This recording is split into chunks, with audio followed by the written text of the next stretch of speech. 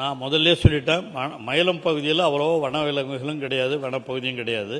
ஆனால் இருந்தாலும் அவர் பாலங்கட்டத்தை பற்றியெல்லாம் கேட்டிருக்காரு. அதற்கான முயற்சிகளும் மேற்கொள்ளப்படும். அதுவும் குறிப்பாக மரக்காணம் பகுதியில் சுமார் 25 கோடி மதிப்பீட்டில் புதிய பன்னாட்டு பறவையியல் மையம், பன்னாட்டு பறவையியல் மையமே உருவாக்கப்படுகின்ற. மயிலத்துக்கு பக்கத்தில் தான் மரக்காணம்லாம் உங்களுக்கு தெரியும்.